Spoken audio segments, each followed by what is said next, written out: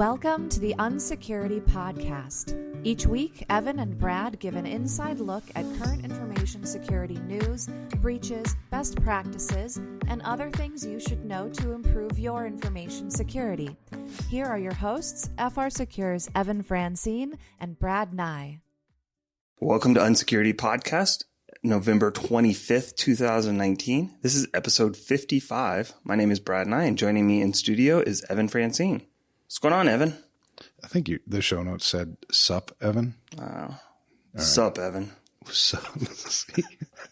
All right. I don't know. It's early Monday morning. I've been on a road show for 8 weeks, and this is a week I don't have to travel, so I get to spend some time with you. I'm excited about that. Yeah, I'm off tomorrow and Wednesday, so no. What? I know. My gosh. All right. Well, I'm looking forward to it, though. So much for that. Well, at least my family gets to see me. True. You get a little bit of chance to recover. Yeah. My daughter and my wife, those are the only ones at home now. The others are moved off. But they're like looking at me going, what are you doing here? But awkward.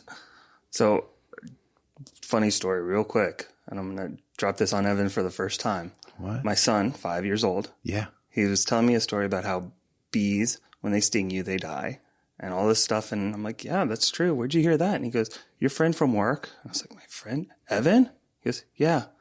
He kind of looks like God. Oh no. With the long beard and yeah, no pressure. So I told him that bees disembowel themselves. I guess so. Okay. I have no idea. I have to be careful what I say. He was right. He is right. Anyway, it was very funny. I love your son. He is a clown. He's a good kid. All right. So you're back for the week. That'll be good. You've met a lot of really cool, awesome people on the road show so far, but truly, I would say there's few, if any, you've mentioned more with more admiration than our guest this week, Zoe Bundy. Did I say that right? Zoe. Oh, wow. We'll just have to start the whole thing over. No. Before we truly formally introduce her, Evan, tell me how you met her and your thoughts about what she's doing. Yeah. You're right. I mean, the funnest and the best and the most rewarding part of this Security Studio Roadshow is the people that I meet. I mean, everywhere you go, if you just take a second to just talk with people. I mean, this last week it was Ross, the bus driver who took me from the Kansas City airport to the rental car, facility. And I asked him, hey, how's your day? And he goes in and starts telling me about how blessed he is because he's got God and a great wife. And he's just like, that's fun. Amazing That's cool. guy. But, one of the people I met, and the first time I met Zoe was 2018 at the Envision concert. They should make it a concert, but it was a conference, I think.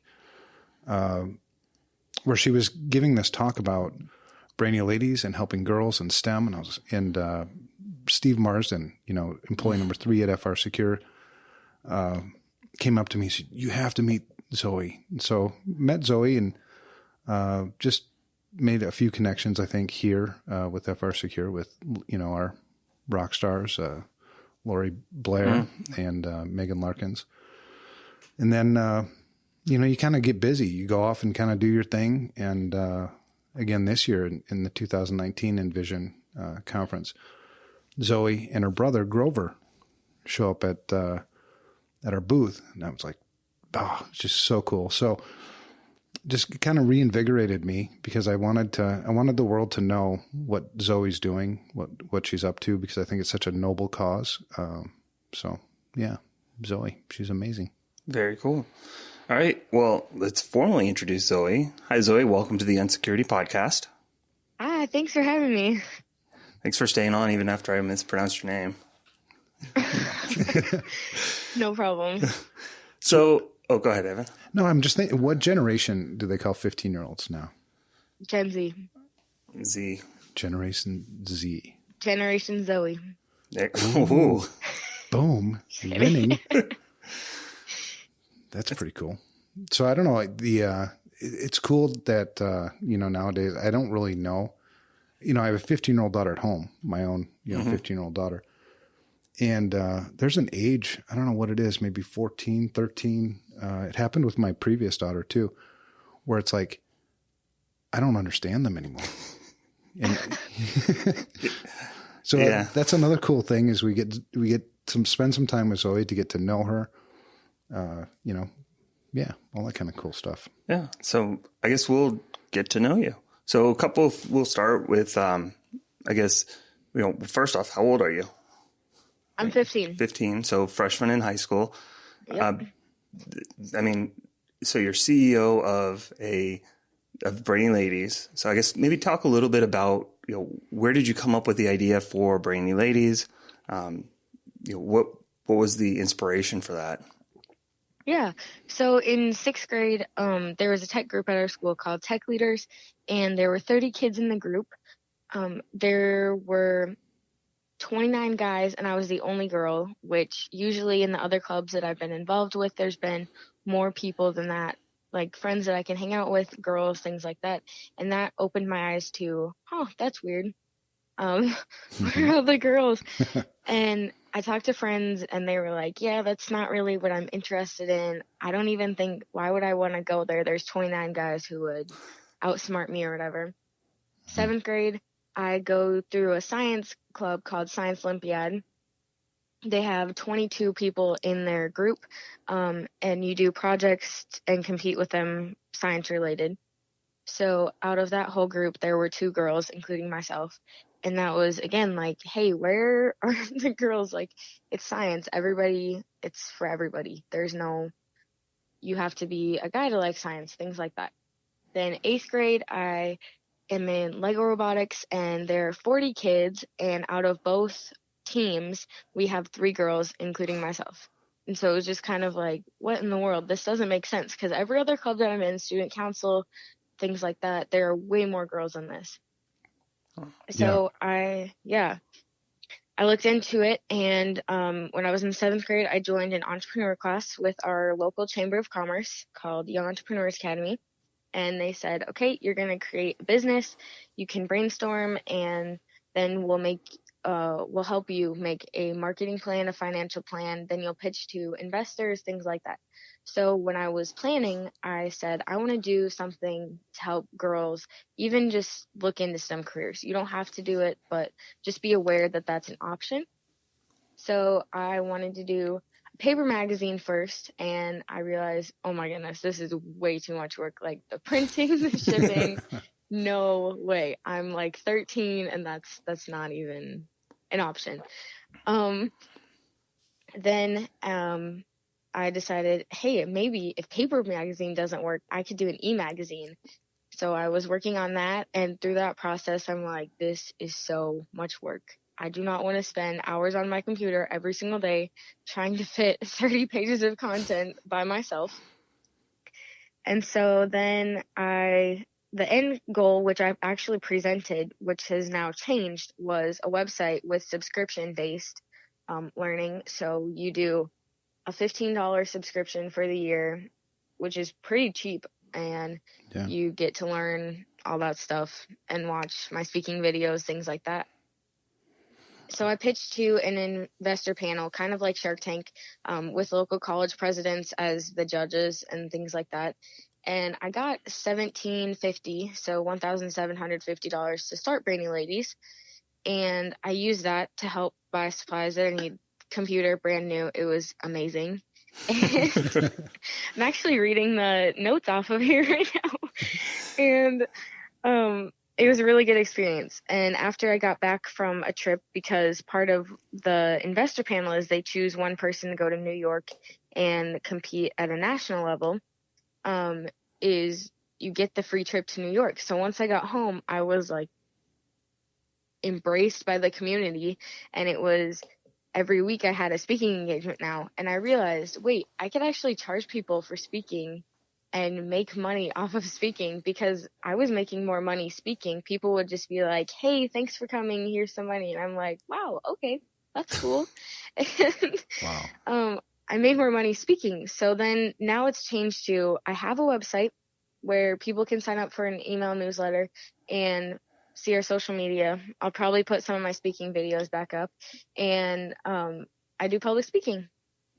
Wow, that's so cool. Really, yeah. And I've been to your website. What's the URL for the listeners? brainyladies.net. And I've been there and I've signed up. And I would love to see, I haven't seen any of your speaking videos, so I've never actually seen you speak before. But, you know, the expectations are pretty high because every time I've met you, you know, you've got this energy about you. You've got this passion. You've got this gift. So I'm excited to see that when you get those videos back up there, you know, check them out.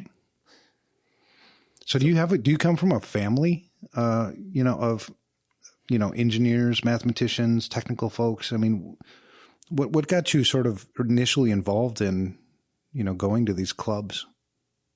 Yeah, I am just a curious person, so I was kind of looking for anything cool, creative.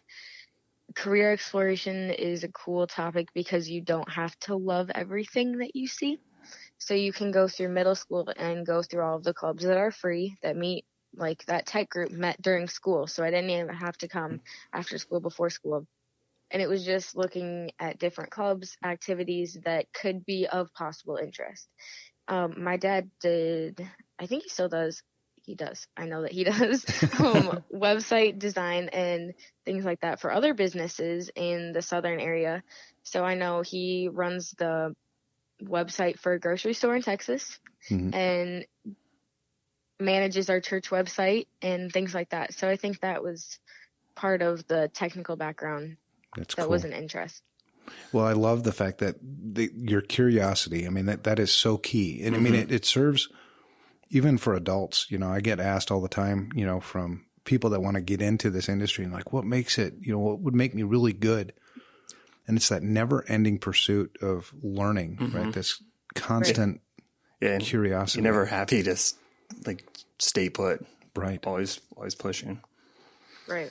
Well, that's super cool. So go ahead, Brad. No, go ahead.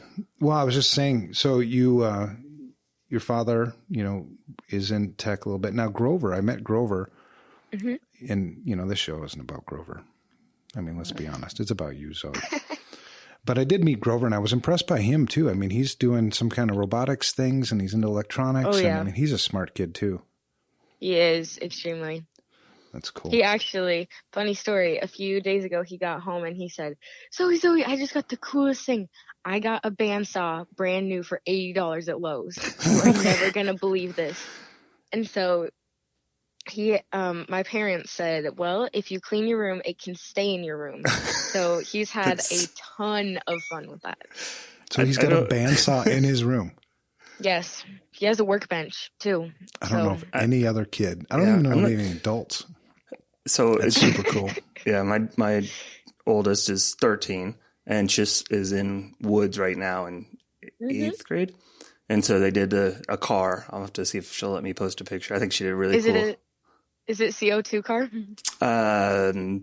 I don't know if they did the CO2. I think it was more just the Pinewood Derby, just, you know, carving it. Yeah.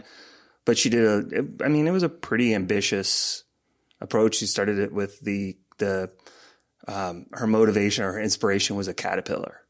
So it's kind of wavy and she did a really good job, but she loved doing that and she's excited. Now, did she build it herself? Because I've been to a lot of Pinewood Derbies over the years. No, it was a school project. Okay. But she's excited because now she's like, well, now I know how to use the bandsaw or all the other different tools. Yeah. And she's like, I can help you. Yeah. I do a lot of home improvement projects. I have to finish our basement. And so she's super excited to help with that. I've seen some 8-year-olds with Pinewood Derby cars that an engineer, you know, with 20 years experience can't build. No, she did it all herself. Well, that's cool. Well, that's awesome because we have a woods class at my high school level and it's open to all grades. And we actually have, I think we have 10 kids in our class. I'm not in the class this year, but 10 kids in the woods class at our school, Woods 1. And there's only one girl in the class. So way to go. That's amazing. Yeah, they've got a 3D printing thing, something with that. She's going to be doing that as well. So she's pretty excited. She wants to be an architect right now. So we'll see. We'll see how that goes. But cool. It's very cool to hear. Yeah, I think, you know, it does hit a little close to home with that being, you know, my daughter's kind of similar in that vein. And yeah, there isn't a lot of resources out there. They're mostly targeted for boys. Right. Yeah. I bought an Arduino kit because I wanted to sit down with my daughter and just do some electronics together, program some PLCs, whatever. And then, but she showed no interest at all, which is fine because I think the point is STEM is an option for kids, but it's not everybody's calling either. Right. And that's okay. Accepting people for sort of who they are, I think is really the point, and giving everybody every opportunity possible to succeed. Right. Yeah. Yeah. It's funny the difference in kids. My other daughter right now is thinking, so she's 11, sixth grade, and she's looking at the Children's Advocate or whatever. So my son has to go to the doctor all the time for testing and stuff. And they have those advocates or whatever that basically they're kind of sort of like social workers that help younger kids, toddlers and stuff that are going through tests to feel comfortable and understand it. So kind of like teacher, social worker. And I'm like, great. Like if STEM's not for you, it's not for you, but it's there if you were interested. Right. So Zoe, you've given all sorts. About how many talks have you given so far, would you say? My guess is about 25 because I've been at this for about 2 years. So good for you. That is so cool. It's really impressive. And was there any one particular talk that you've given that sort of stands out from the others as maybe one where you were the most nervous, or there was, the most challenging audience? Can you think of one where it just sticks out more than the others? Envision. In 2018? Yeah. I think the prep for the speech was stressful because they're like, we want you to talk for, I don't know, I think it was 25 minutes, which was like, oh my goodness, how do I fill 25 minutes? This is crazy. Which now I could be like, oh, I could fill 25 minutes. And so the prep for it was hard. And then when I got there, it was like, these are all IT guys. Like, what in the world? I'm supposed to be telling my goal of females in STEM to a group of IT guys, which I will give them credit. They were extremely supportive. So that was really cool. But that was probably my most, really nervous. What in the world? This is crazy. So with those speaking engagements, what are the typical, audiences? Is it more the IT? Is it, you mentioned speaking in front of some politicians? What does that look like? There's a variety. So a few of the bigger ones that I've done is Envision, and then I also do State of Technology with some politicians, which has been they've been really supportive. A few other ones that I've done a lot with teens and younger people. Mm-hmm. I know a group of girls and we spoke at an elementary school last year, and that was really cool because we had a few kids who, when I asked, I said, do you guys know what you want to be when you grow up? And we had 4 fourth grade girls in the front row say, yeah, I want to be a NASA engineer. I want to do math, and I want to do these crazy things. And I'm like, this is amazing. And so my main audience is teens and younger people. I've spoken at the Air Museum. They have a group every month that's free, and they learn about different tech stuff, things like that. They do marketing, and so I've helped out by teaching the marketing class or just anything kind of STEM and marketing based. That's so cool. So do you have your next talk scheduled already? Yeah, technically yes, but it's really short.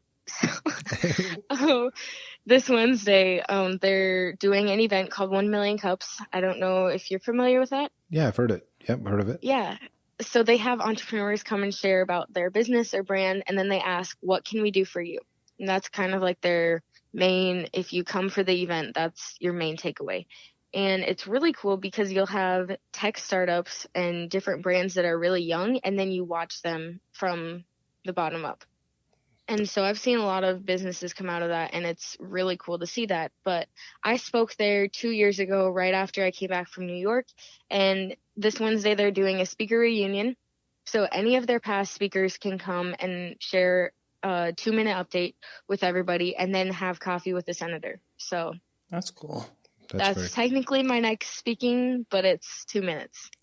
I mean, it's still speaking. See, it is. And I can't do a 2-minute talk. No.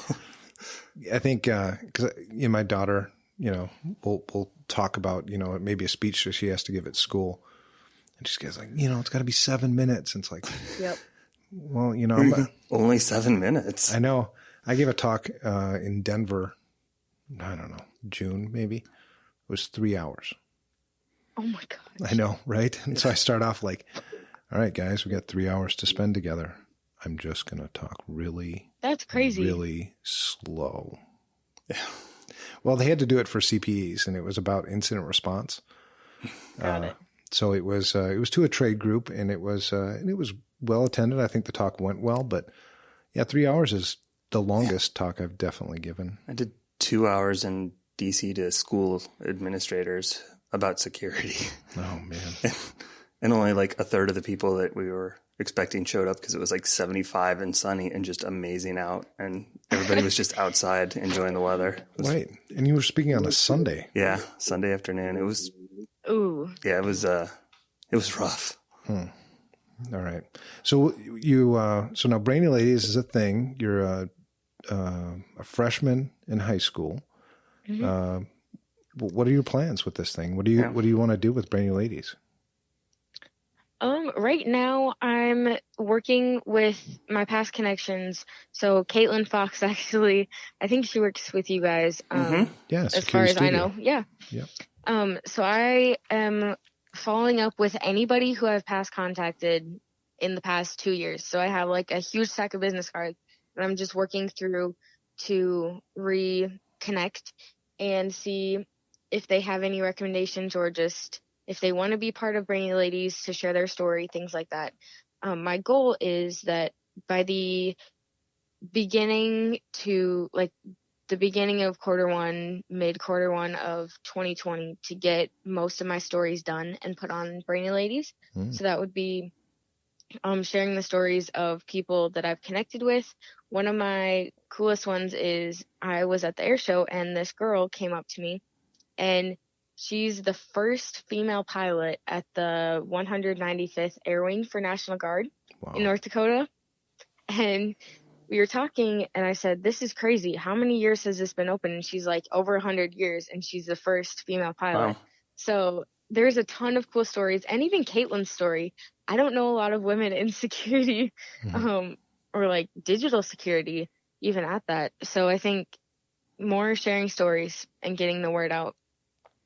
That's cool. We'll definitely have to have our all the women on our team. We have amazing. Talk to them. I mean, but the thing is in our industry, when I wrote my book, and I think things have changed a little bit for the better, but 11% of our workforce was made up of women. That's right? awesome. And so we had to.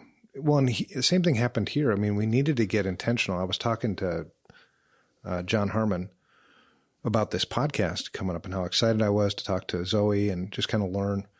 And I said, why do you think that is? Because I did read, online on your website, Zoe, where you sort of got started here, where you were in that group and you were the only girl there. Mm-hmm. And I was asking John, why do you think that is? I mean, why aren't more girls in STEM? And, there's just kind of this, if you're not intentional and you just sort of let things go the way they go, right? Yep. You just don't even, I think some people don't even think about it. Yeah. Right. And I think we're doing pretty well. We have 4 of 11 on consulting. Yeah. Well, we needed to be intentional too, right?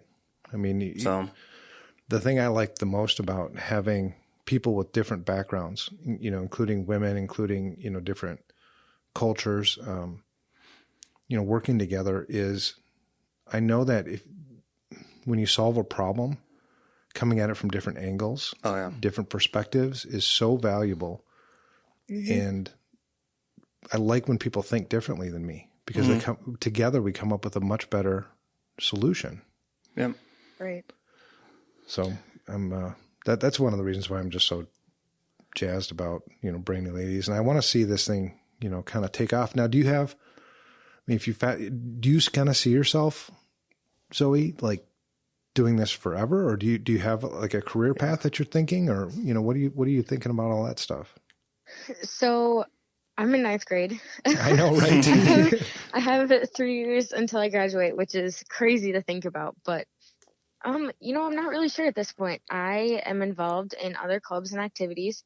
A friend and I started a club this year at Davies in Fargo, high school, and that club took off really quick, and it's been a ton of work. It's getting women into business, which is amazing. Mm-hmm. So there's a club that I run there. And then also I am in Police Explorers with the Fargo Police Department and just exploring. They give you basic law enforcement training, and I have loved that. So I'm not really sure. I think my goal maybe is to become a police officer or something along the lines of that, or to do business. I'm kind of open for anything. That's so cool. But you bring up a great point. I'm in 9th grade. Yeah. I was telling Brad, and I don't know if I've ever shared it on the show, but I was a stockbroker.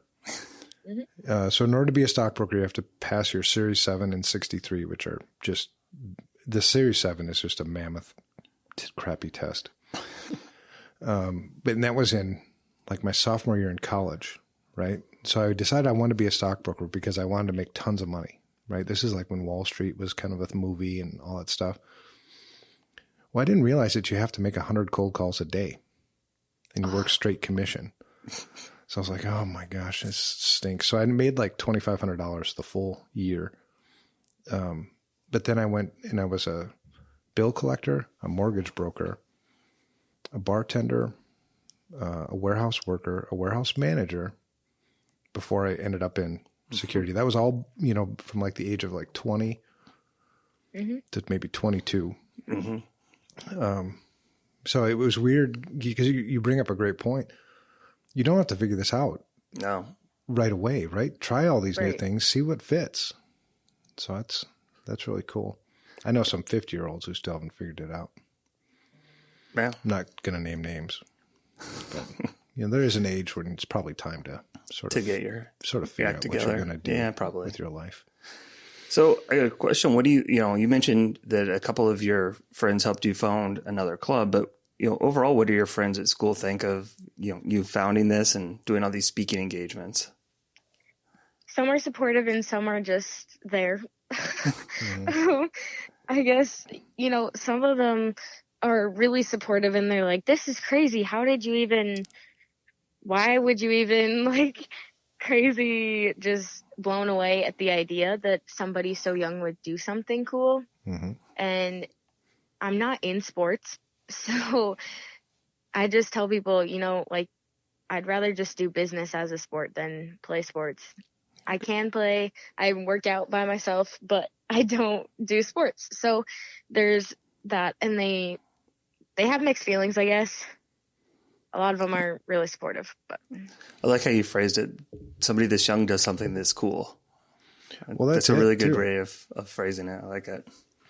Well, I think so many times, it seems like this generation just needs some motivation. It just needs to be, yes, just pushed a little bit, because look at all these amazing things. I mean, Zoe, I didn't know that you were thinking about being a police officer. You're in the Explorers program. You're doing all these other cool things.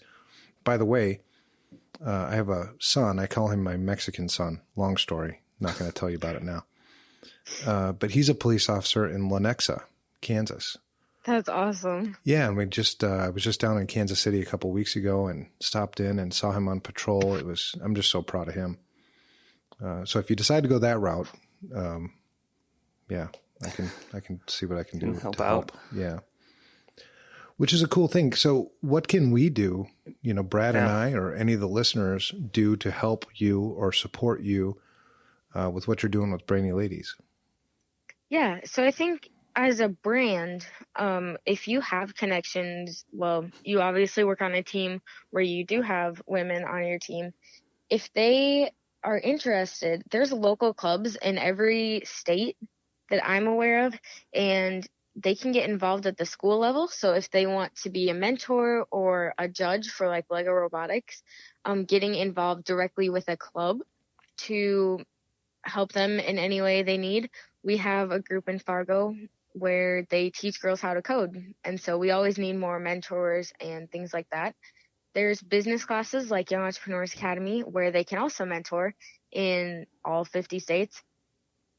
But then we also have I have this idea where if everybody could empower one person, we would have a much better world.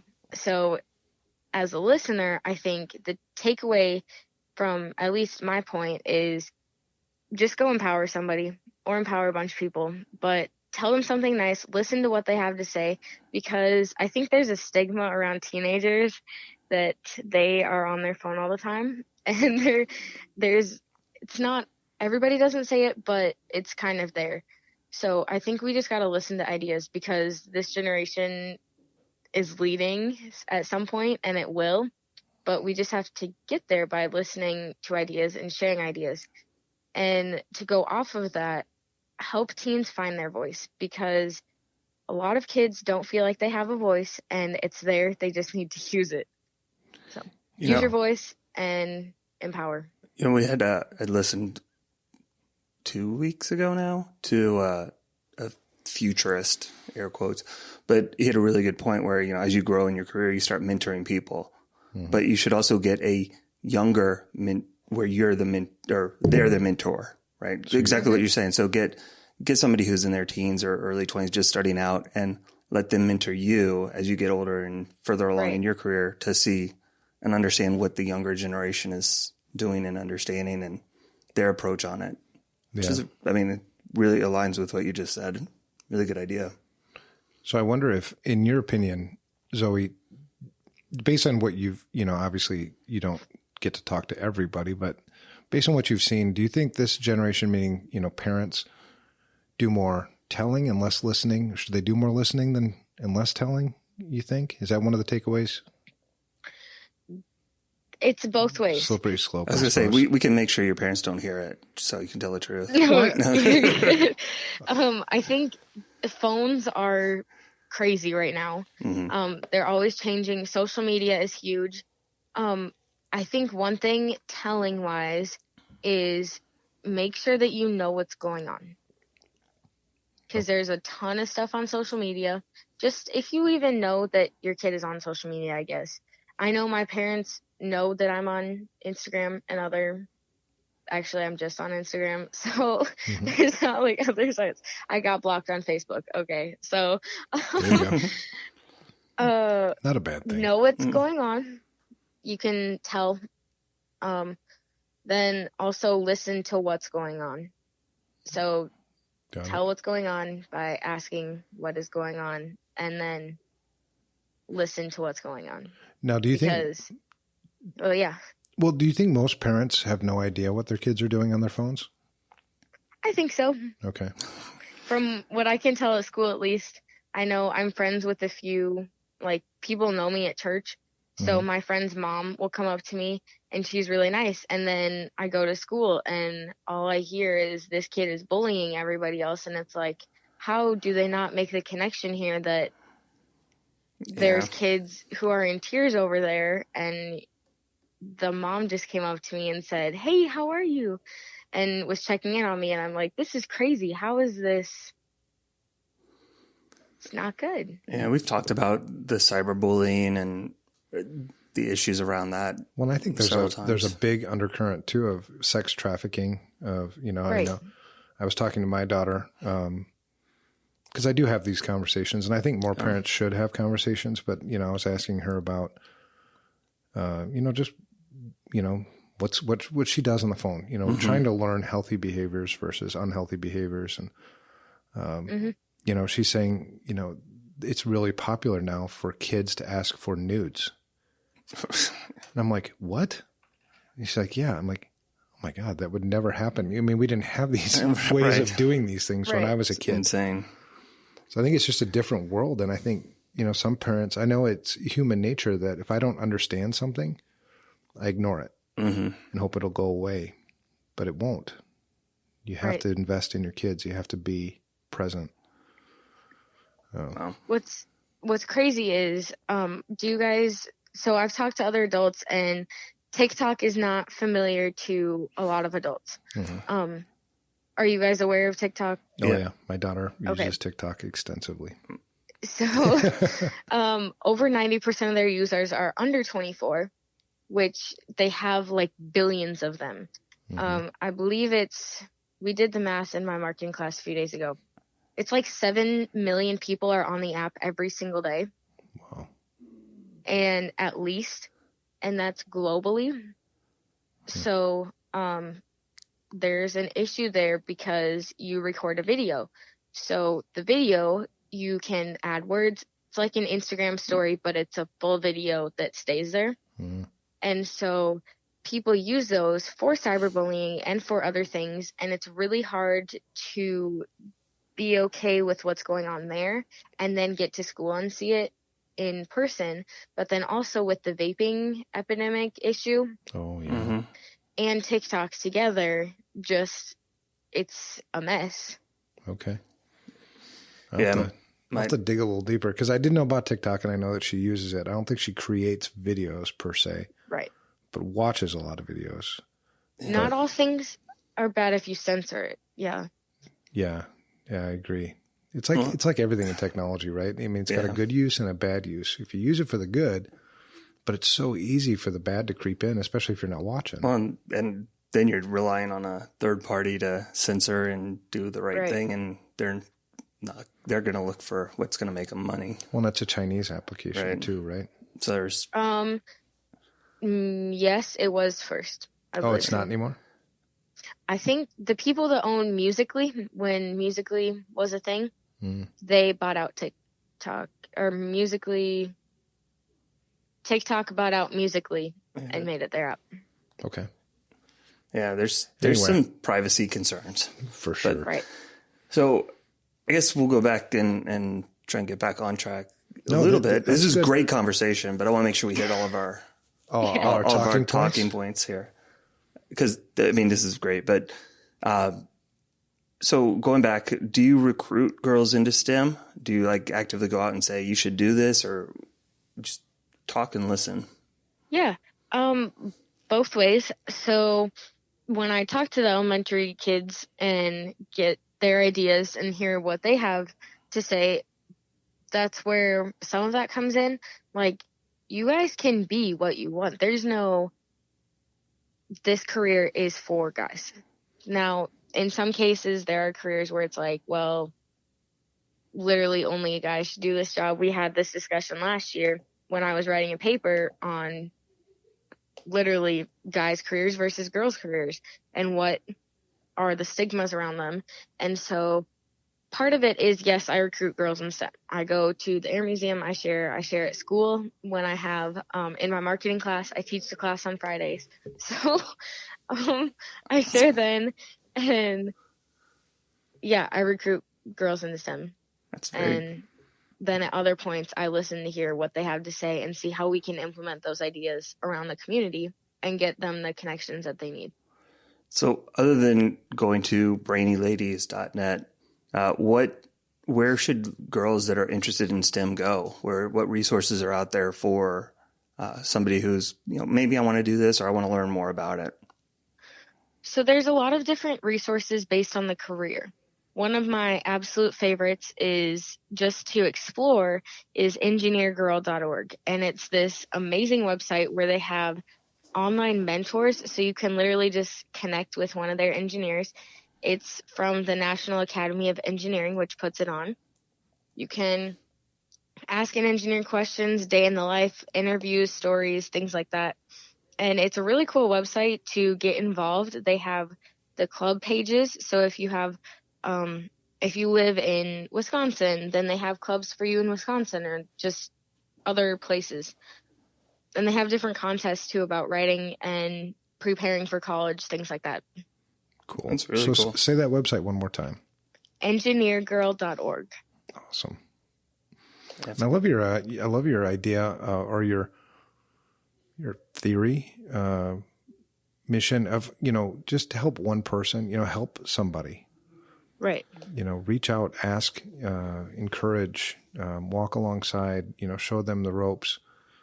That's so important. Mm-hmm. And that's not just a girl thing or a guy thing. It's an everybody thing. So it's great advice. It's very wise. Mm-hmm. For 15 years old, I'm again very impressed. Yeah, very. I've met people 4 times your age that I can't give advice like that. Okay, I was going to say, I question if I'm as put together as she is sometimes. Oh, no, you're No. not. Okay, good. I know I'm not. All right. So if there was one thing you'd like listeners to know about girls in STEM, what is it? Ooh, okay. I think that like something to know or something to do. I just think just something about like, the topic. About it. Yeah, about girls in STEM in general. So there's 24% of the STEM workforce is women. And it's a weird statistic to think about. Like that's about 1/4 of the STEM workforce. So there's that. And also STEM is like growing really fast. So It's crazy to think we have a brand new tech academy in Fargo. And do we have any women going into those careers? Because they're careers that need to be filled. Right. And there's 24% of the STEM workforce is women. So if you have an interest in those careers, I think you should go for it or at least explore it, because you don't have to say, yeah, I'm going to go into a STEM career and then walk in the first day and hate it. Like, don't do that. Right. If you want to try it, go for it. But if it's not your thing, don't sweat it. That's good advice too. So, and I think girls everywhere, listeners, if you have daughters, or sisters or even mothers, bring this up as a topic. I mean, because when people walk alongside me, when people actually know me, they know what is probably good for me. They can mention things like, hey, I noticed that you're really good with numbers. Have you thought about, taking a look at this career or that career? Encouraging them, giving them the option that this is, because the opportunities are, like Zoe's saying, there are so many jobs. Yeah. And it not just, across the spectrum too. There's not just one, you're not just in computers. There's a huge. Right. Yeah. And the opportunities are for everybody. Right. Unless you're not built for it. Some people just aren't built for it. Some people are artists. Some people are garbage collectors. Some people are engineers. I mean, no one job is better or worse than the other. It's just, what are you built for? Right. Yeah, I guess best advice there would be, if you're interested, don't be afraid, regardless of who you are. Go for it. And find support. Yeah, there's this quote that I absolutely love, and it's a person who knows their own worth is not afraid to eat alone. And beautiful. It's basically the same in career exploration. If you know that you're good for the job and that that's something you're interested in, don't be afraid to walk in and sit at a table and show up to people there. As long as you're there and you show up to the job, go for it. And that's coming from somebody who's done it, right? I mean, Zoe, you've done it. You've done it multiple times. You've walked into these clubs where you're the only girl, or you're one of two girls in the club. So that's great advice from somebody who's actually walked that walk. I don't know. Yeah. I think the best thing, though, too, is to think about what is actually the worst that could happen. They tell you no. Okay, you move on. Like, really, truly, what is the worst that could happen? Right. That's so good. I love hearing that. That's what I tell my daughters all the time. It's like, go for it. What's the worst? They say no, and you go, all right, well, fine, I'll do something else. Right. Like, move on. So that's good to hear. Last question for you. One thing that I learned from this is I'm getting a bandsaw in my bedroom. Yeah. I'm going to talk to my wife about that tonight. Or should I just not even talk? I'll just show up with a bandsaw. Hey, go for it. What's the worst that could happen? Well, I like it. So she won't be listening to this one either. My wife? Yeah. Oh, yeah. Who knows? So last question for you. If there's one thing you'd like our listeners to help you with, what would it be? Yeah. Somebody's got to support. Somebody's got to support Zoe. You've been such a support, I think, to so many other people. What can we do to support you? What would you like? Let's see. I think just get the word out. I don't know if that counts for me, but share your story if you have a story. If you have a story, then it's worth sharing, because all stories are worth sharing. I think that says a lot about you, that's your answer. So I think that's a great answer. Well, you have such a servant, mentality too, where it's like, hey, what can I do for you? Well, actually, you can do it for other people, and I'll be served that way. It's love it. Cool.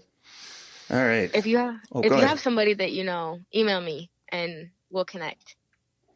Well, I know that too, Zoe. This is, and this is on the podcast. If you do need something, if you do need some help, if you do need, whatever, reach out to me, reach out to Brad, reach out to, whoever. You've got a big support network here. Cool. All right. So tons of opportunities for girls to get into STEM. STEM's not for everyone, but it's for everyone who's got an interest. So plenty of opportunity.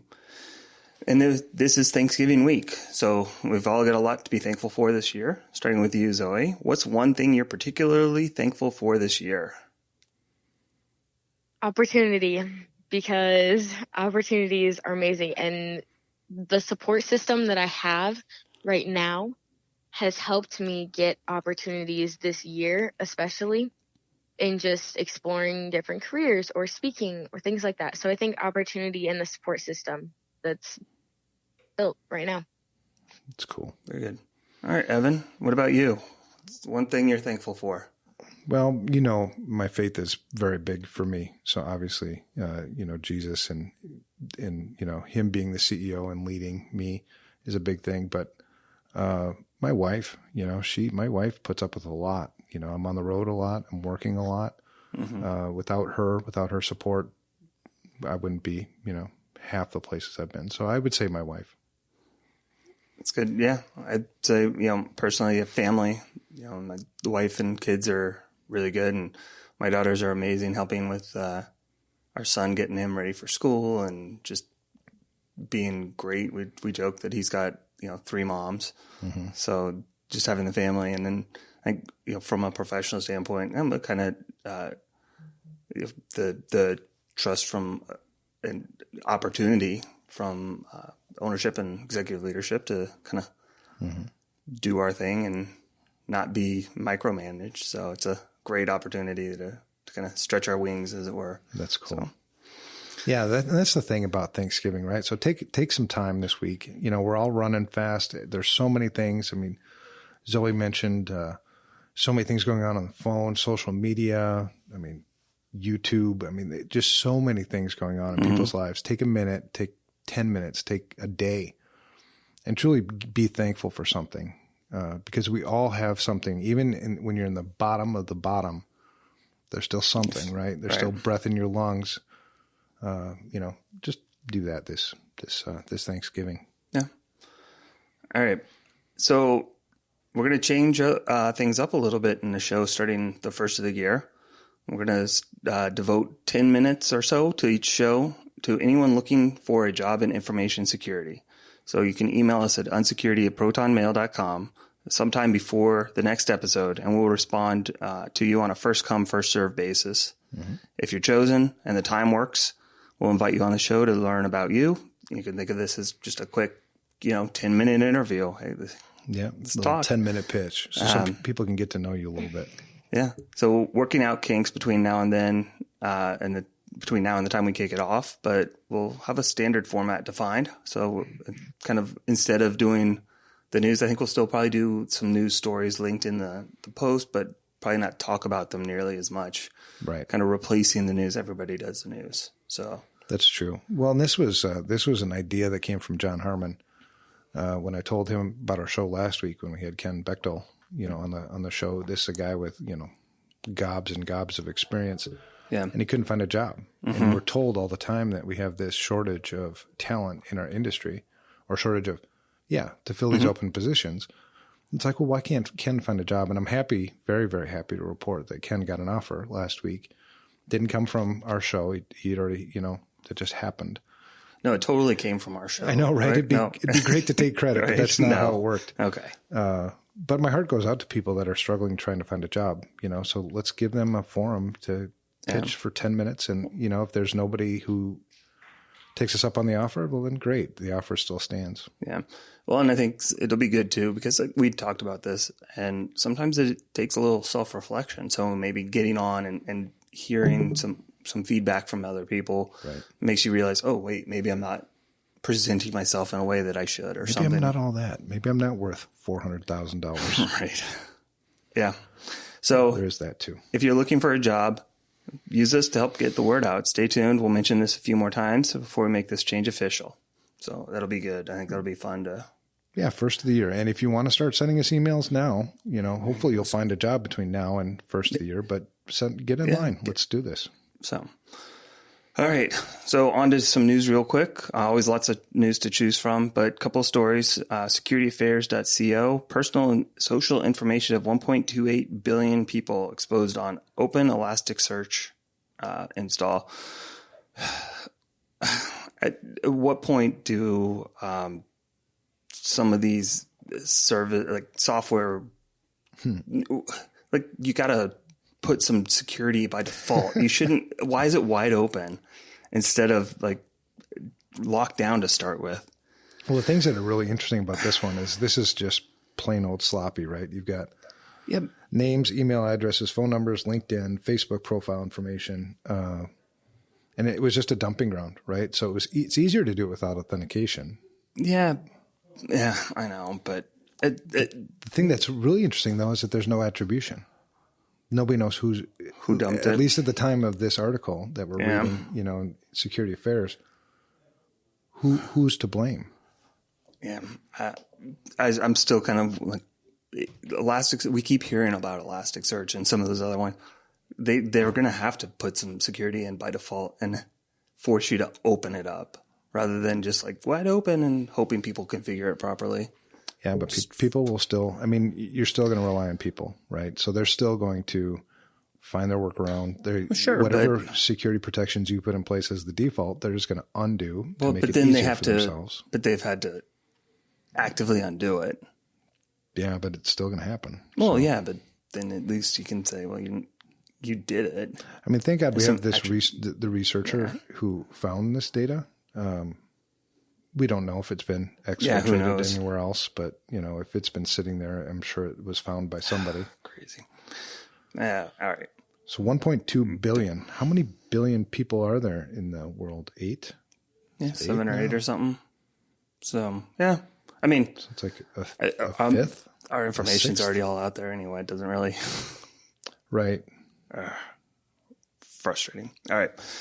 And thank God it wasn't like social security numbers and other stuff. Names, email addresses, I can use that for phishing, right? Make, targeted phishing attacks. And then wasn't there, you said Facebook info and stuff? Yeah. So LinkedIn. Are they going to be? Yeah. Well, here's tips for listeners, right? 2-factor authentication everywhere, right? Mm-hmm. And never give out sensitive information from any communication medium that you didn't initiate, right? So if I get an email that's asking for some sort of sensitive information, you never give it, right? Unless you initiated the conversation to begin with. Absolutely. All right. Second story, also off Security Affairs. Iran government blocks internet access in response to protests. I think we'll start seeing this more and more. Basically, there's some protests after they were going to cut some fuel subsidies, and so they stopped the internet to prevent the spread of information. Oppressive governments. A little scary. Well, oppressive governments oppress, right? Right. And then the last one, Pavel Durov, the founder of Telegram, advised users to remove WhatsApp from smartphones. This is off of e-hacking news. And, shockingly that a Facebook-owned subsidiary or whatever, however that's integrated, is having privacy and security issues. I'm stunned. Who uses WhatsApp? Do you use WhatsApp? Zoe, do you use WhatsApp? I've never used WhatsApp. Do any of the Gen Zers that you know of, do they use WhatsApp? I've never even heard, I've heard of WhatsApp, but I couldn't tell you anything about it. I don't think so. Yeah. It was supposed to be a secure messaging platform. So Facebook had bought it to kind of better their security posture. And now WhatsApp not only does not protect your messages, but this app is constantly being used as a Trojan to track photos and messages unrelated to Messenger, according to Durov. It is a policy of Facebook, which owns WhatsApp. Is there any, there's no mention in this article how many users of WhatsApp there are? Yeah, there's quite a few. Because I don't use WhatsApp either. No, I've used Telegram. Seems pretty good. And I've used Wire for secure communication with family and stuff. So Pavel Durov, he also created Telegram Messenger. Have you ever used that? Yep. You have? Mm-hmm. Okay. Yeah, seems pretty good. Is it still a thing? Mm-hmm. Okay. Yeah, there were governments trying to crack down on it because it was secure, and they thought that terrorists were using it and they couldn't tell what was going on. So, anyway, fun times. So, what's the moral of the story there? So, if you're going to use an application on your phone, whatever application, and it doesn't matter if it's on your phone, like on your phone, on your tablets, on your laptops, on anything. If you're going to use any application, know what it's doing. Yeah, know what it's doing. Make sure that what it's doing is something that you actually need, and then keep up to date with it. Yeah, well, and understand if it's free, you're the product. Yeah, there you go. Nothing's free. All right. So episode 55, that is a wrap. Thank you again to Zoe Bundy from Brainy Ladies for joining us. We're very excited to keep up with what she's doing. Thank you. Thank you, Zoe. Thanks for having me. This is amazing. Well, you're amazing, but thank you. Yeah. Thank you to our listeners. Keep the questions and feedback coming. We're a little behind responding right now. Evan's been traveling. I've been just swamped and barely keeping up with day-to-day here. So apologize. We will get caught up. We love the feedback. Send us things by email at unsecurity@protonmail.com. If you're the social type, socialize with us on Twitter. I'm at Brad Nye, and Evan is at Evan Francine. Zoe, how do you want people to socialize with you? Email me or Instagram message me at STEM Brainy Ladies, and then my email's hello@girlsinstem.com. Very cool. All right. So follow Security Studio at Security Studio or FRSecure at FRSecure for more goodies there too. That's it, and we will talk to you all next week. Thank you for listening to this episode of the Unsecurity Podcast. We value our listeners and would love to hear from you. Give us your feedback by emailing us at unsecurity@protonmail.com. That's unsecurity@protonmail.com. Be sure to tune in next week to hear the latest insights from Brad and Evan.